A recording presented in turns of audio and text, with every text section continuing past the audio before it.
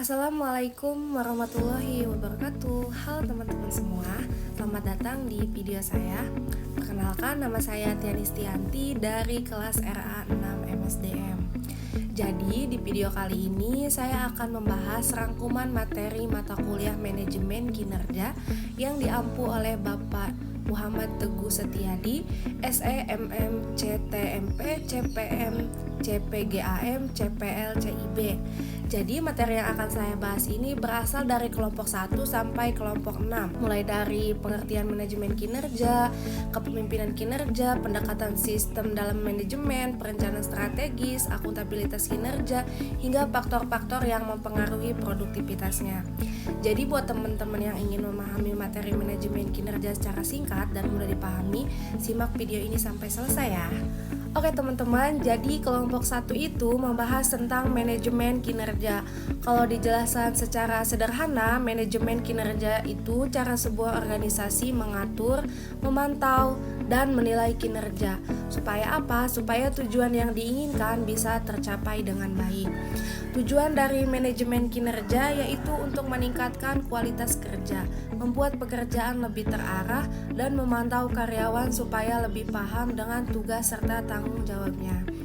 Tapi dalam pelaksanaannya itu sendiri ada beberapa tantangan, misalnya kurangnya komunikasi antar atasan dan bawahan, kurangnya motivasi kerja, atau penilaian kerja yang kadang dianggap belum objektif. Jadi selain itu juga manajemen kinerja juga mempunyai banyak manfaat. Contohnya bisa meningkatkan produktivitas kerja, membantu evaluasi karyawan, dan membuat kerja sama dalam organisasi jadi lebih baik. Lalu, ada juga prinsip-prinsip dasar manajemen kinerja, seperti adanya komunikasi yang jelas, evaluasi yang dilakukan secara terus-menerus, dan adanya tanggung jawab dalam menjalankan pekerjaan. Keberhasilan manajemen kinerja bisa dilihat dari target organisasi tercapai dan apakah kualitas kerja dalam organisasi itu sendiri mengalami peningkatan. Dan selanjutnya kelompok 2 itu membahas tentang kepemimpinan kinerja dan konsep manajemen. Jadi kepemimpinan kinerja itu bisa diartikan sebagai kemampuan seorang pemimpin dalam mengarahkan dan memotivasi anggota tim supaya bisa bekerja dengan maksimal. Karena dalam sebuah organisasi itu sendiri, pemimpin punya peran penting untuk menentukan arah dan suasana kerja. Lalu konsep manajemen sendiri adalah proses mengatur pekerjaan mulai dari perencanaan, pengorganisasian, pengarahan, sampai pengawasan agar tujuan organisasi bisa tercapai. Kemudian untuk karakteristik dasar manajemen itu biasanya meliputi adanya tujuan yang jelas, kerjasama antar anggota, dan pembagian tugas yang teratur. Kemudian ada juga dimensi kinerja dalam organisasi seperti kualitas kerja, kuantitas kerja, efisiensi, dan tanggung jawab dalam bekerja.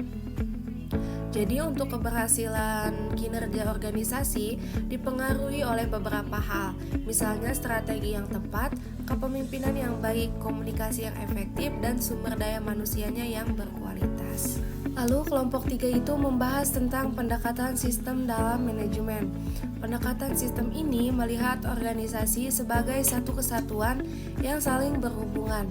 Jadi setiap bagian dalam organisasi punya peran penting dan saling mempengaruhi satu sama lain. Kalau ada satu bagian yang bermasalah, biasanya bisa berdampak ke bagian lainnya juga. Strategi manajemen dalam meningkatkan kinerja bisa dilakukan dengan berbagai cara, seperti memberikan pelatihan kepada karyawan, melakukan evaluasi kerja, memberikan motivasi, dan memanfaatkan teknologi dengan baik. Jadi arti penting sistem dalam manajemen yaitu supaya pekerjaan dalam organisasi lebih terarah, lebih teratur, dan lebih mudah terkontrol. Kemudian proses manajemen kinerja biasanya itu dimulai dari tahap perencanaan, lalu ke pelaksanaan, pemantauan, evaluasi, dan terakhir perbaikan kinerja. Selanjutnya kelompok 4 itu membahas tentang perencanaan strategis. Perencanaan strategis adalah proses menentukan tujuan jangka panjang organisasi dan langkah-langkah yang akan dilakukan untuk mencapai tujuan tersebut. Manfaat dari perencanaan strategis itu sendiri yaitu untuk membantu organisasi jadi lebih fokus terhadap tujuan yang ingin dicapai dan membantu organisasi lebih siap menghadapi perubahan. Tapi selain itu juga perencanaan strategis juga punya keterbatasan. Misalnya membutuhkan waktu yang cukup lama dan terkadang sulit ditetapkan kalau kondisi organisasi berubah secara tiba-tiba.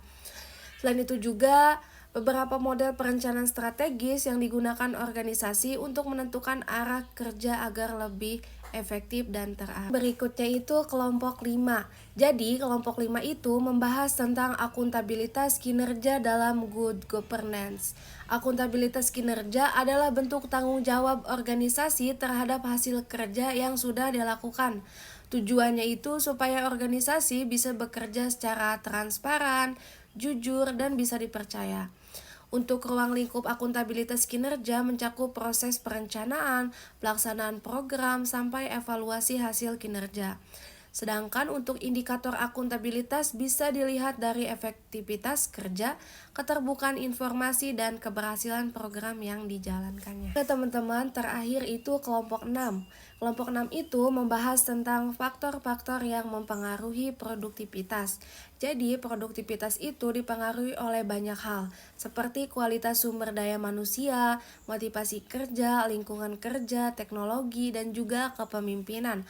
Kalau faktor-faktor tersebut dikelola dengan baik, maka produktivitas kerja akan meningkat dan tujuan organisasi akan lebih mudah tercapai. Oke teman-teman, dari seluruh pembahasan tadi bisa disimpulkan bahwasanya manajemen kinerja itu punya peran yang sangat penting dalam sebuah organisasi. Dengan adanya manajemen yang baik, kepemimpinan yang tepat, strategi yang jelas, dan kerjasama yang baik, maka organisasi bisa berkembang dan mencapai tujuan secara lebih efektif lagi. Mungkin itu saja yang bisa saya sampaikan pada video kali ini. Mohon maaf apabila masih ada kekurangan dalam penyampaian video saya. Wassalamualaikum warahmatullahi wabarakatuh.